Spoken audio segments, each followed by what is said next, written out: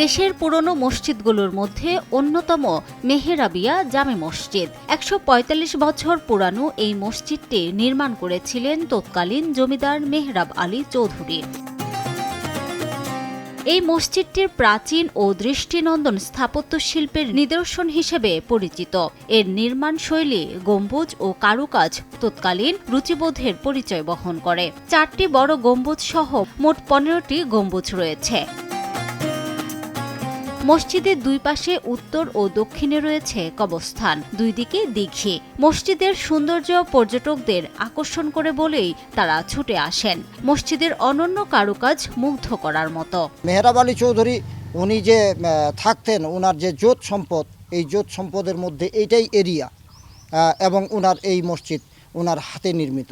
বহু জায়গার লোক এখানে আসে নামাজ পড়ে, খুব সৌন্দর্য এবং খুব নামি দামি একজন ইমাম এখানে প্রতিষ্ঠিত আছে। আমরা জন্ম হয়ে দেখতেছি এই ঐতিহ্য মসজিদ এই ধরনেরই। এইটা তো খুব সুন্দর মসজিদ, এরকম মসজিদ তো আমি কোথাও দেখলাম না।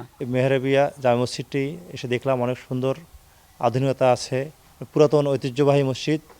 তো দেখে খুব সুন্দর লাগলো। মাশাআল্লাহ, আমাদের এখনও ইসলামিক অনেক স্তম্ভগুলো রয়েছে, তার মধ্যে এটা একটা নিদর্শন।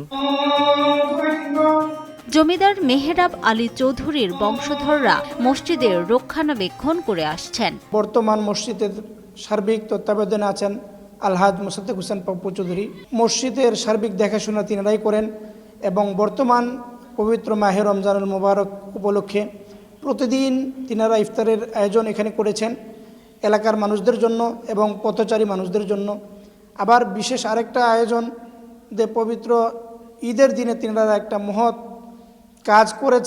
কাজ করে যাচ্ছেন, সেটা হলো চাঁদ রাতের দিনে সন্ধ্যা থেকে নিয়ে সকাল পর্যন্ত সারা রাত পোলাও এবং গরু গোশত রান্না করা হয়। পুরো এলাকার মানুষ এখানে এসে সেখান থেকে তিনারা পরিবারের জন্য খাবার নিয়ে যান। এটা দীর্ঘদিন ধরে চলে আসতেছেন এবং প্রত্যেক মহৎ দিনগুলোতে তিনারা বিশেষ খাবারের আয়োজন করেন এখানে। দিনাজপুর জেলা শহর হতে ১৪ কিলোমিটার দূরে বিরল উপজেলার গোবিন্দপুরে মেহেরবাগ এলাকায় মসজিদটির অবস্থান। সময় সংবাদ, দিনাজপুর। মা, পিম্পল 5 দিনেই চলে যাবে। যাবে না মা। জাগ নিমের 5 অংশের পাওয়ারে 5 দিনেই দূর হবে পিম্পল। হিমালয়া পিউরিফাইং নিম ফেস ওয়াশ।